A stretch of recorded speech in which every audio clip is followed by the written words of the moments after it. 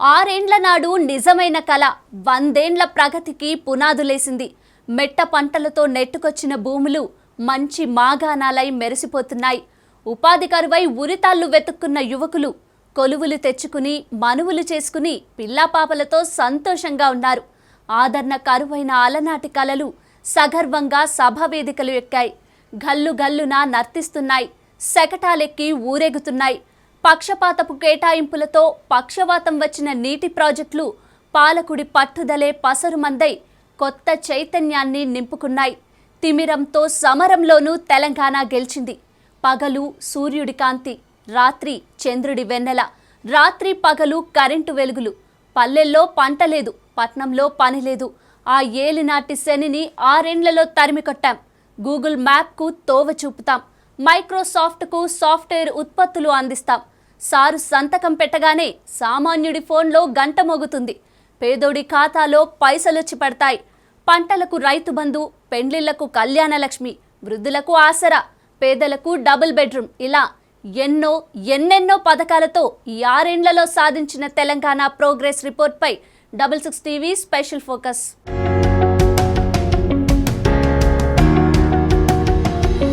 ఆరేండ్ల తెలంగాణ ప్రభుత్వ పాలన రైతు ముఖంలో చిరునవ్వు తెచ్చింది.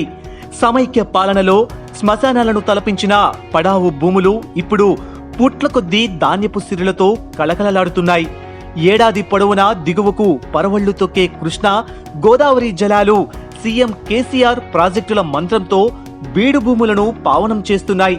గుక్కెడు నీటి కోసం అల్లాడిన నేల నిండు వేసవిలోనూ మత్తడి దుంకుతున్నట్లు జలకళలాడుతున్నది. తెలంగాణ ఏర్పడిన తర్వాత ప్రాజెక్టుల ద్వారా 70 లక్షల ఆయుకట్టుకు పుష్కలమైన సాగునీరు అందుతున్నది. మరో 15.71 లక్షల ఆయుకట్టు స్థిరీకరణ జరిగింది. అంటే తెలంగాణ రాష్ట్రం కేవలం 6 సంవత్సరాలలోనే 85.71 లక్షల ఎకరాలకు జీవం పోసిందని చెప్పాలి.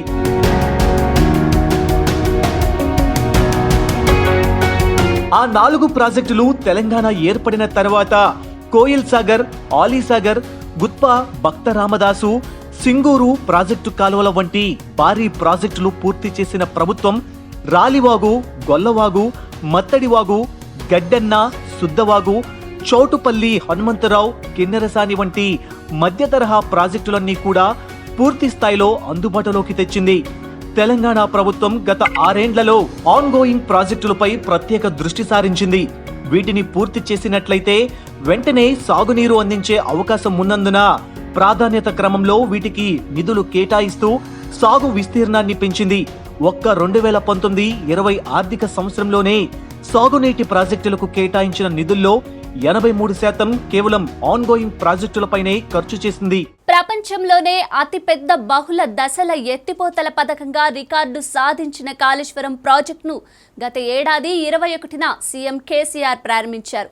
దీంతో రాష్ట్ర సాగునీటి వ్యవసాయ ముఖచిత్రమే మారిపోయి కాళేశ్వర శకం ఆరంభమైంది.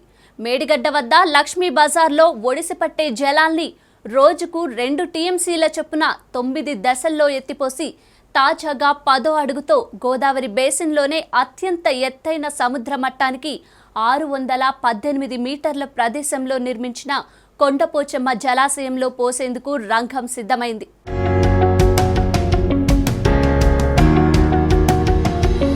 నాలుగు విడతల మిషన్ కాకతీయ కింద 27,584 చెరువుల్లో పునరుద్ధరణ పనులు చేపట్టగా 21,601 చెరువులు పూర్వ వైభవాన్ని సంతరించుకుని 15.6 లక్షల ఎకరాల ఆయుకట్టు స్థిరీకరణ సాధించింది.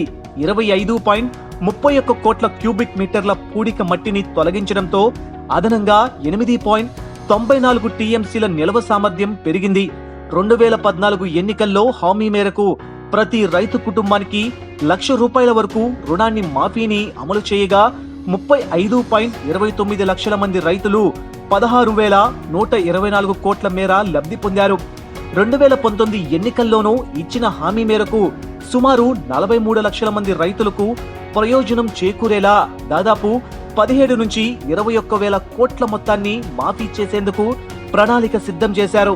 ఈ ఏడాది 6,000 కోట్లు కేటాయించగా 25,000 వరకు రుణాలున్న వారికి ఒకే దఫా మాఫీ చేసేందుకు 1,210 కోట్ల రూపాయలను విడుదల చేశారు.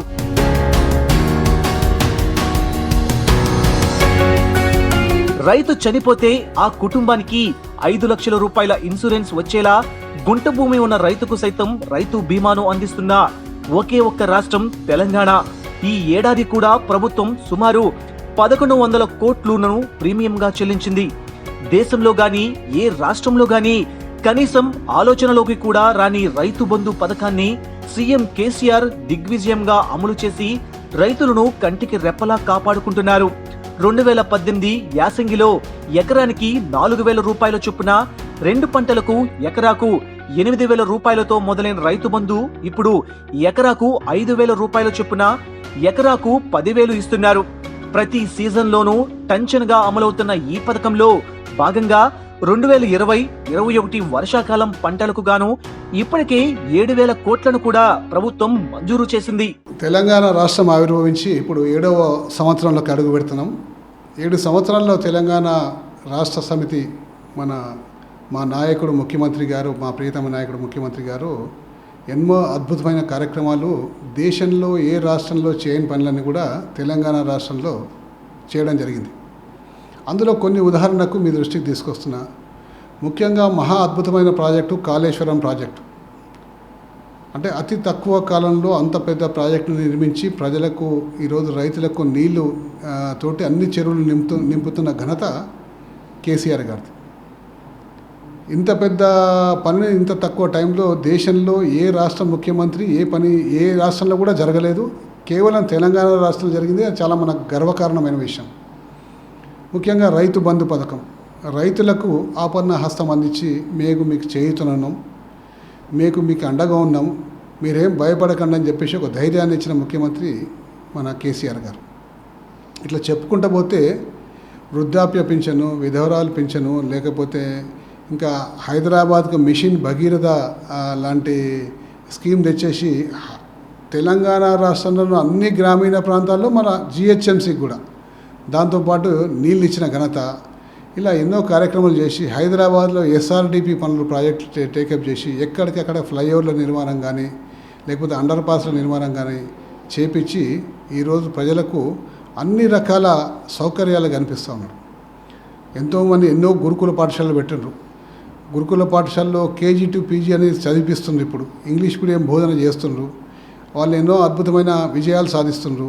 కాబట్టి ఈ రాష్ట్ర ప్రజలందరూ కూడా కేసీఆర్కు రుణపడి ఉంటారు. మీరు చేసిన అద్భుతమైన కార్యక్రమాలను ఈ రాష్ట్ర ప్రజలు ఎన్నటికీ మర్చిపోలేరు. తప్పనిసరిగా మిమ్మల్ని గుండెల్లో పెట్టుకుంటారని చెప్పి సందర్భంగా మనం చేసుకుంటాం. ఐటీ రంగంలో దేశానికి గమ్యస్థానంగా నిలుస్తుంది తెలంగాణ.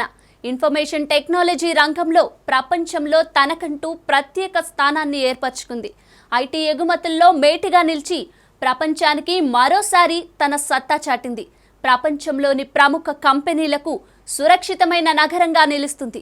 ఐటీలో జాతీయ వృద్ధి రేటుతో పోలిస్తే మన రాష్ట్రం 2 పైగా అభివృద్ధిని సాధించిందని చెప్పొచ్చు.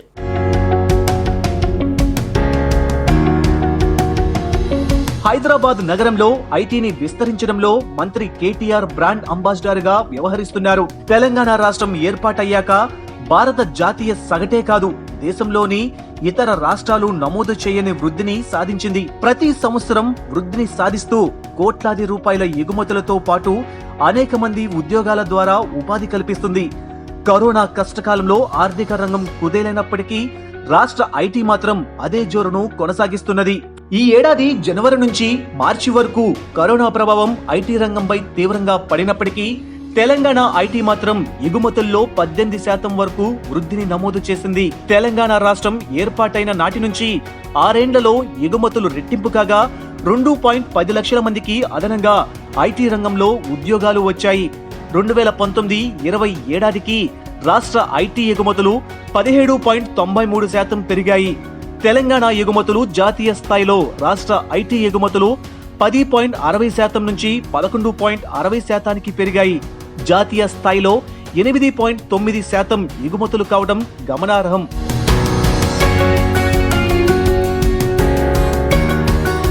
ఐటీ కార్యాలయాల విక్రయాల్లో దేశంలోనే హైదరాబాద్ ముందంజలో నిలిచింది. ఐటీ రంగాన్ని హైదరాబాద్కే పరిమితం చేయకుండా ద్వితీయ శ్రేణి నగరాలకు విస్తరించాలని ఐటీ పరిశ్రమల శాఖ మంత్రి కె తారక రామారావు నిర్ణయించారు. వరంగల్తో పాటుగా నిజామాబాద్, కరీంనగర్, ఖమ్మం, మహబూబ్ నగర్ లాంటి నగరాల్లో ఐటీ టవర్లను నిర్మిస్తున్నారు. వరంగల్ ఐటీ టవర్ ప్రారంభం కాగా కరీంనగర్ ఐటీ టవర్ ప్రారంభానికి సిద్ధమైంది. త్వరలో నిజామాబాద్, ఖమ్మం, మహబూబ్ నగర్ ఐటీ టవర్లను ప్రారంభించడానికి ఏర్పాట్లు చేస్తున్నారు. ఇప్పటికే వరంగల్లో సైన్ టెక్, మహీంద్రా కంపెనీలు వరంగల్లో తమ కంపెనీలను ప్రారంభించాయి. ఐటీ రంగం మహా అద్భుతంగా ఈరోజు కేటీఆర్ గారి నాయకత్వంలో ఇది ముందుకు పోతూ ఉంది. దేశంలో ఎక్కడ లేని విధంగా మన దగ్గర ఐటీ రంగం బాగా పుంజుకుంది. ఇప్పుడు లాక్డౌన్ సందర్భంగా, ప్రపంచం మొత్తం లాక్డౌన్ సందర్భంగా ప్రపంచ దేశాలన్నీ కూడా భారతదేశం వైపు చూస్తున్నాయి. కాబట్టి ఈ అవకాశాలను అందిపుంచుకోవడానికి ముఖ్యమంత్రి గారు కేసీఆర్ గారి నాయకత్వంలో, కేటీఆర్ గారి సారథ్యంలో అనేక రకాల ఆలోచనలు చేసి దేశంలో, ఈ రాష్ట్రంలో చైనా నుంచి తరలివచ్చిన పరిశ్రమలకన్నిటి కూడా ఇక్కడ స్థానం కల్పించాలని చెప్పి ఒక వినూత్నమైన కార్యక్రమాన్ని కూడా చేపట్టిండ్రు. తో రాబోయే రోజుల్లో తెలంగాణ ప్రజల యొక్క భవిష్యత్తు ఇంకా బంగారమయం కాబోతుంది. ఎంతోమంది నిరుద్యోగ యువకులకు ఈరోజు ఉద్యోగ అవకాశాలు కూడా దొరకబోతున్నాయని చెప్పి ఈ సందర్భంగా మనం చేసుకుంటాం.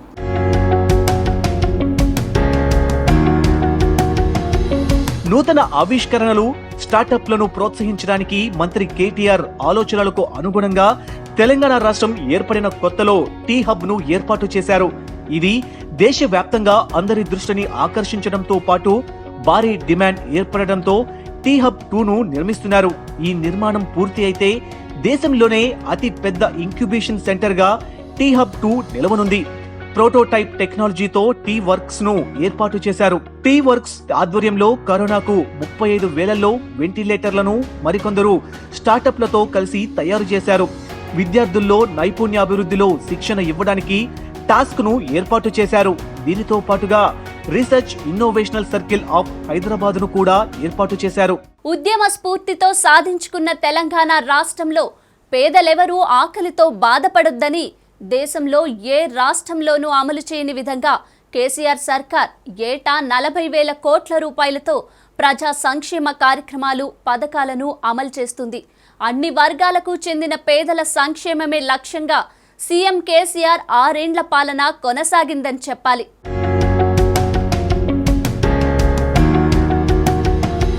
ఉమ్మడి రాష్ట్రంలో అభివృద్ధిలో వెనుకబడిపోయిన ఎస్సీ, ఎస్టీ, బీసీ, మైనారిటీలకు చెందిన పేదల ఆర్థిక, సామాజిక అభివృద్ధిని దృష్టిలో ఉంచుకుని తెలంగాణ ప్రభుత్వం వినూత్నంగా అమలు చేస్తున్న సంక్షేమ కార్యక్రమాల ద్వారా 1,20,00,000 మందికి లబ్ధి చేకూరింది.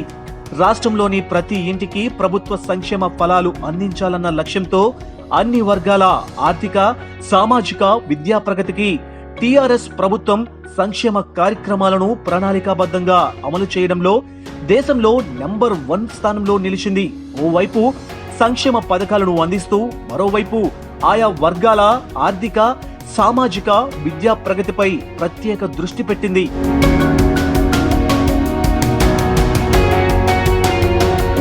ఎన్నడూ లేనంతగా తెలంగాణ రాష్ట్ర ప్రభుత్వం అప్పన్నలకు ఆసరాగా నిలిచింది.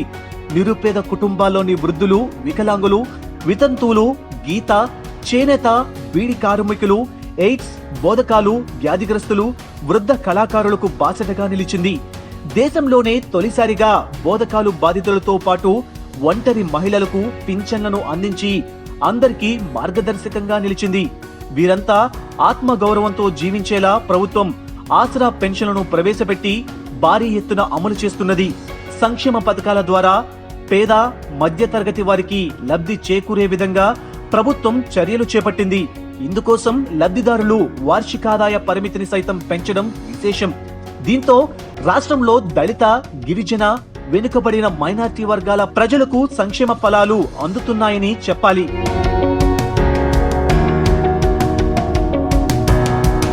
హైదరాబాద్ ప్రపంచంలోనే డైనమిక్ సిటీగా అవతరించింది. ఇందుకు తెలంగాణ ప్రభుత్వం తీసుకుంటున్న విప్లవాత్మక నిర్ణయాలే ప్రధాన కారణం. ఒకవైపు పట్టణాల్లో మౌలిక సదుపాయాలని అభివృద్ధి చేస్తూ మరోవైపు ఆర్థిక వ్యవస్థను బలోపేతం చేసేందుకు రాష్ట్ర ప్రభుత్వం వినూత్న నిర్ణయాల్ని తీసుకుంటున్నది. అందుకే తెలంగాణలో పెట్టుబడుల్ని పెట్టేందుకు జాతీయ, అంతర్జాతీయ సంస్థలు దృష్టి సారిస్తున్నాయి. జోన్స్ లాంగ్ లసాల్ విడుదల చేసిన 2020 సిటీ మొమెంటమ్ ఇండెక్స్ లో భాగ్యనగరం డైనమిక్ సిటీగా అవతరించింది. జేఎల్ఎల్ విడుదల చేసిన సిటీ ఇండెక్స్ లో హైదరాబాద్ టాప్ మొదటి స్థానాన్ని కైవసం చేసుకున్నది. ప్రపంచవ్యాప్తంగా 130 నగరాలు దీనికి పోటీ పడ్డాయి.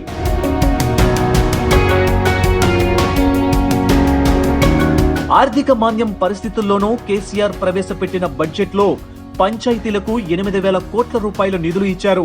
ఇక ఈ ఏడాది 2020-21లో కని విని ఎరుగని రీతిలో 23,005 కోట్ల రూపాయలను రాష్ట్ర ప్రభుత్వం కేటాయించడం విశేషం. 2015లో గ్రామాల సర్వతోముఖాభివృద్ధి లక్ష్యంగా గ్రామ జ్యోతి పథకం కింద 25,000 కోట్ల రూపాయలను అదనంగా ఇచ్చింది. తెలంగాణలో కేసీఆర్ ప్రభుత్వం రెండోసారి కొలువు తీరాక అత్యంత ప్రాధాన్యంగా అమలు చేసిన కార్యక్రమం పల్లె ప్రగతి. దీని కింద రాష్ట్ర వ్యాప్తంగా 12,751 గ్రామాల్లో వైకుంఠ ధామాలు నిర్మించాల్సి ఉండగా ఇప్పటికే 11,508 పనులు పూర్తయ్యాయి. మరో 10,875 గ్రామాల్లో డంపింగ్ యార్డుల నిర్మాణం పూర్తి కావచ్చింది. ఒకప్పుడు నిర్లక్ష్యానికి గురైన పారిశ్రామికీకరణ తెలంగాణ ప్రాంతం సొంత రాష్ట్రంగా ఏర్పాటయ్యాక పరుగులు పెడుతుంది. మీ రాష్ట్రంలో కరెంటు లేదు, కొత్త పరిశ్రమలు రావు, ఉన్న పరిశ్రమలు తరలిపోతాయంటూ చేసిన ప్రచారానికి 6 నెలల్లోనే శాశ్వత పరిష్కారం చూపించారు CM KCR. TSI pass, EODB, పారిశ్రామిక పార్కులు ఏర్పాటు చేస్తూ 6 ఏళ్లలో 12,000కు పైగా పరిశ్రమల్ని రాష్ట్రానికి రప్పించి వీటి ద్వారా 14 లక్షల మందికి ఉపాధి అవకాశాలు కల్పించి 2 లక్షల కోట్లు పెట్టుబడులు రాబట్టారంటే అది ఎవరి వల్ల సాధ్యం కాదని చెప్పాలి. ఒక్క తెలంగాణ ముఖ్యమంత్రికి మాత్రమే సాధ్యమని తెలంగాణ ప్రజలు అంటున్నారు.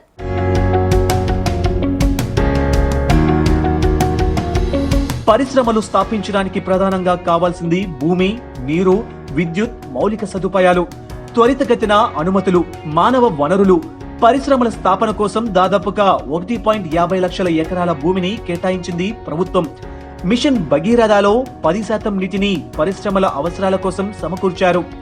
ఏపీఐఐసి ద్వారా తెలంగాణ ప్రాంతంలో 1973 నుంచి 2014 మే వరకు 41 సంవత్సరాల్లో 23,653 ఎకరాలను మాత్రమే కొనుగోలు చేయగా ప్రత్యేక రాష్ట్రం ఏర్పడిన తరువాత 2014 జూన్ 2 నుంచి తెలంగాణ రాష్ట్ర పారిశ్రామిక మౌలిక సదుపాయాల సంస్థ ద్వారా 5 సంవత్సరాలలోనే 16,961 ఎకరాలను కొనుగోలు చేసింది.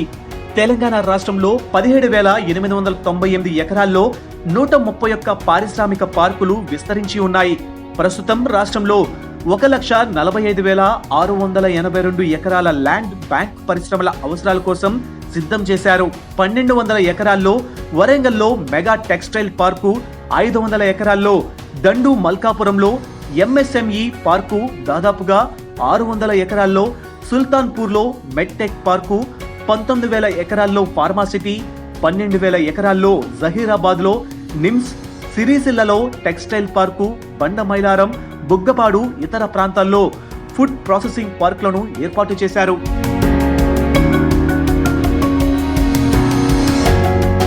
పారిశ్రామిక రంగంలో మహిళలు తక్కువ సంఖ్యలో ఉన్నారని గుర్తించిన టీఆర్ఎస్ ప్రభుత్వం వారిని పారిశ్రామికంగా ప్రోత్సహిస్తున్నది. పారిశ్రామిక పార్కుల్లో మహిళలు స్థాపించే పరిశ్రమలకు టీఎస్ఐఐసి ద్వారా ప్రత్యేక రాయితీలు ఇస్తున్నది. మహిళల కోసం 3 ప్రత్యేక పార్కులు ఏర్పాటు చేశారు. సంగారెడ్డి జిల్లా సుల్తాన్పూర్ గ్రామంలో పిక్కీ లేడీ ఆర్గనైజేషన్ పార్కుకు స్థలాన్ని కేటాయించారు. నందిగామ గ్రామంలో ఎలిప్ సంస్థ మహిళా పారిశ్రామిక పార్కు, కోవై మహిళా సంస్థ ఆధ్వర్యంలో మరొక పారిశ్రామిక పార్కును ఏర్పాటు చేశారు. మహిళల కోసం ప్రత్యేకంగా 2018లో వి హబ్ ను ఏర్పాటు చేశారు. 15 కోట్ల కార్పస్ ఫండ్ తో రాష్ట్ర ప్రభుత్వ నిధులతో దానిని ఏర్పాటు చేశారు.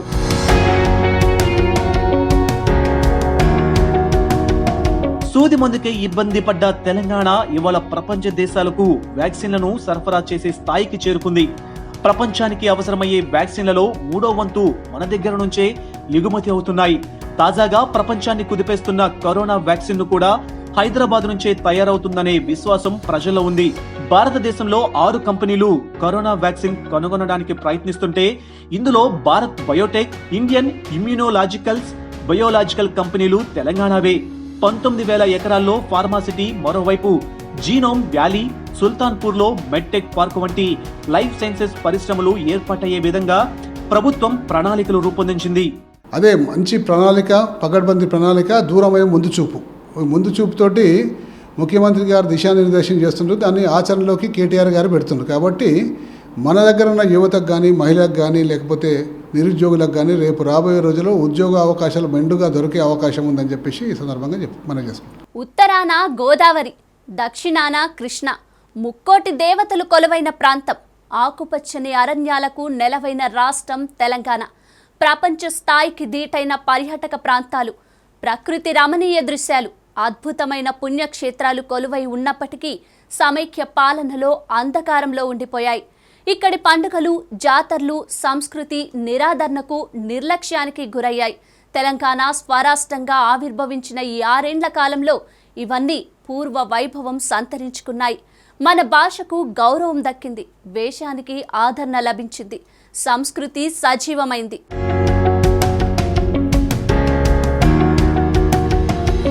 గోదావరి పుష్కరాలు అంటే రాజమండ్రి అనే భ్రమంలో నుంచి బయటపడేసి గోదావరి పుష్కరాలంటే బాసర నుంచి భద్రాచలం అని నిరూపించి కొత్త అధ్యయనానికి శ్రీకారం చుట్టారు కేసీఆర్. తెలంగాణ భాష ఒకప్పుడు సినిమాల్లో విలన్లు, కమెడియన్లు మాట్లాడే భాష, ఇప్పుడు హీరోలు మాట్లాడే భాష. ఈ మార్పు ఎలా సాధ్యమైంది? కేసీఆర్ ఎంత ప్రోత్సహించారనేది యావత్ ప్రపంచానికి తెలుసు. తెలుగు భాష గొప్పతనాన్ని ప్రపంచానికి తెలియజేయడంతో పాటు కవులు, రచయితలకు సరైన గుర్తింపు ఇచ్చేందుకు తెలంగాణ రాష్ట్ర ప్రభుత్వం ప్రతిష్టాత్మకంగా ప్రపంచ తెలుగు మహాసభలను నిర్వహించింది.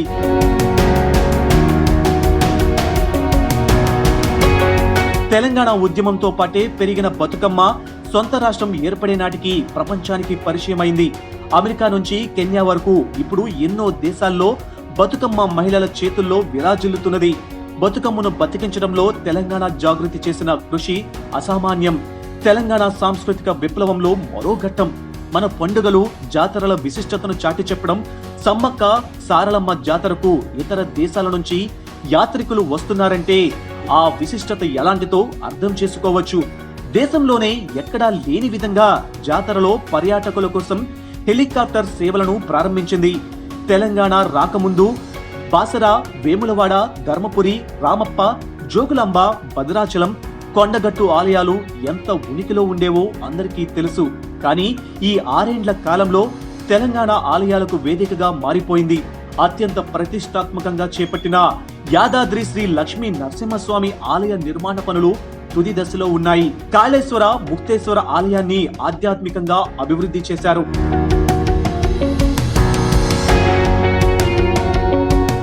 కటిక చీకట్టలో మగ్గిపోతారు అంటూ తెలంగాణకు శాపనార్థాలు పెట్టిన ఒకప్పటి సమైక్య నాయకుల కండ్లు బైర్లు కమ్మేలా సీఎం కల్వకుంట్ల చంద్రశేఖరరావు నాయకత్వంలో తెలంగాణ విద్యుత్ రంగం వెలుగుల దిశగా ప్రయాణం మొదలుపెట్టింది. తెలంగాణ రాష్ట్రం ఏర్పడిన వెంటనే సీఎం కేసీఆర్ ఏర్పాటు చేసిన మొదటి సమావేశం విద్యుత్ పైనే కావటం, తెలంగాణ ప్రభుత్వం విడుదల చేసిన మొట్టమొదటి జీవో ట్రాన్స్కో, జెన్కో సీఎండీగా దేవులపల్లి ప్రభాకర్ రావును నియమించడం. ఈ 2 అంశాలు కూడా అప్పట్లో తెలంగాణలో విద్యుత్ రంగం ఎదుర్కొంటున్న దుస్థితిని, ఆ రంగాన్ని తీర్చిదిద్దేందుకు సీఎం కేసీఆర్ కంకణ బొద్దులైనట్లు చెబుతాయి.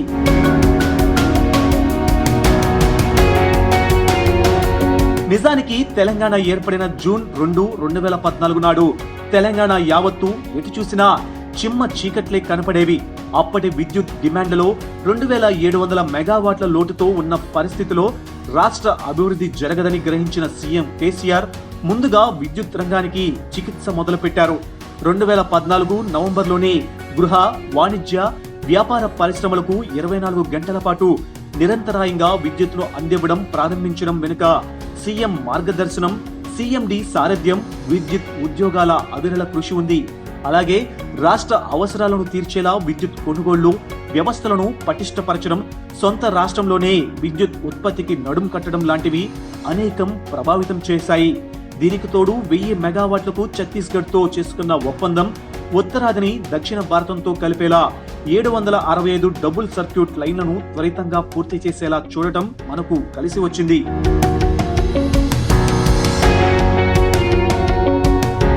ఇరవై 23 జిల్లాలు కలిగిన ఉమ్మడి ఆంధ్రప్రదేశ్ చరిత్రలోనే మొదటిసారిగా 2014 మార్చి 23న 13,162 మెగావాట్ల గరిష్ట డిమాండ్ నమోదైంది. అప్పట్లో అదే పెద్ద రికార్డు. 23 జిల్లాల్లో సాధించిన ఆ రికార్డును కేవలం పాత 10 జిల్లాలతోనే తెలంగాణ చెరిపేసింది. 28/2/2020 నాడు తెలంగాణ అంతకు మించి డిమాండ్తో చరిత్రను తిరగరాసింది. ఆ రోజు ఉదయం 7:52 13,168 మెగావాట్ల గరిష్ట డిమాండ్ నమోదయ్యింది. 2019తో పోలిస్తే ఈ ఏడాది 34% అధిక డిమాండ్ రావడం గమనార్హం. రైతులకు 24 గంటల విద్యుత్ సరఫరా, ఎత్తిపోతల పథకాల నిర్వహణ, పరిశ్రమల సంఖ్య పెరగడం తదితర కారణాల వల్ల తెలంగాణ రాష్ట్రంలో అధిక డిమాండ్ ఏర్పడింది. తెలంగాణ రాష్ట్రం ఏర్పడినప్పుడు 2014 జూన్ 2 నాటికి SPDCL, NPDCL మెగా పరిధిలోని తెలంగాణ ప్రాంతంలో 5,661 మెగావాట్ల గరిష్ట డిమాండ్ నమోదైంది. తెలంగాణ వచ్చిన నాటి పరిస్థితితో పోల్చుకుంటే ఇప్పుడు వచ్చిన డిమాండ్ 132.6% అధికం.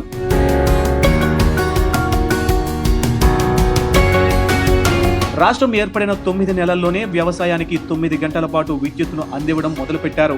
ఇక 2018 జనవరి 1వ తారీఖు అనేది వ్యవసాయ రంగంలో సువర్ణ అక్షరాలతో లిఖించదగిన సమయం. కొత్త సంవత్సరం ప్రారంభమైన క్షణం 2017 డిసెంబర్ 31 అర్ధరాత్రి నుంచి తెలంగాణలో వ్యవసాయానికి 24 గంటల పాటు ఉచిత విద్యుత్తును అందించడం ప్రారంభించింది. తెలంగాణలో రైతులను రాజులను చేయాలని తలచిన సీఎం కేసీఆర్ అకుంఠిత దీక్షతో ప్రణాళికాబద్ధంగా విద్యుత్ రంగాన్ని ముందుకు నడిపించి రైతులకు మాత్రం 24 గంటల ఉచిత విద్యుత్తును అందించాల్సిందేనంటూ పట్టుపట్టి సాధించి ప్రపంచానికి చూపారు. ప్రస్తుతం రాష్ట్రంలో యాసంగి, వానాకాలం పంటల సమయంలో ప్రతిరోజు నమోదయ్యే గరిష్ట డిమాండ్లో వ్యవసాయం వాటా 39 నుంచి 40% వరకు ఉంటుంది. రోజు వినియోగించే విద్యుత్లో 38% వరకు ఉంటుందని నిపుణుల అంచనా.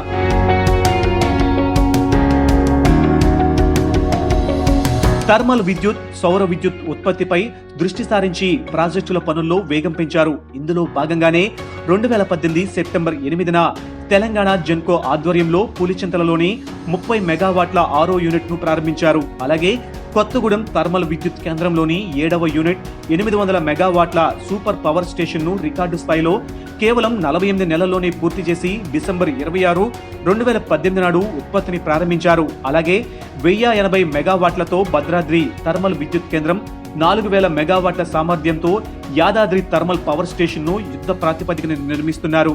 ప్రస్తుతానికి భద్రాద్రి థర్మల్లోని 1వ యూనిట్ 270 మెగావాట్లను 2019 సెప్టెంబర్ 19న సింక్రనైజ్ చేశారు. దీనికి తోడు అదే సామర్థ్యం ఉన్న 2వ, 3వ యూనిట్ల బాయిలర్లను కూడా డిసెంబర్ 2019 చివరి నాటికి లైటప్ చేశారు.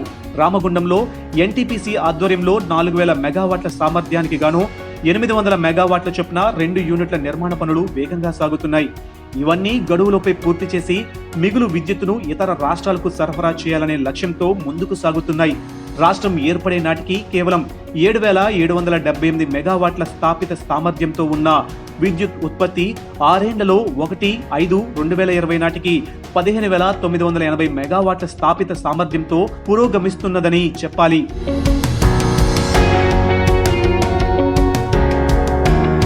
వాస్తవానికి రాష్ట్రం ఏర్పడే నాటికి సౌర విద్యుత్ ఉత్పత్తి నామమాత్రంగానే ఉండేది.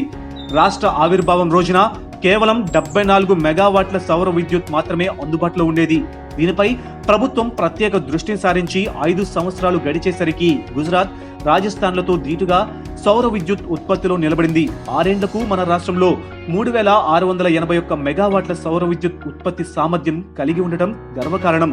పునరుత్పాదక ఇంధన వనరులన్నీ కలిపి 4,061 మెగావాట్లతో మరింత ముందుకు వెళుతున్నది.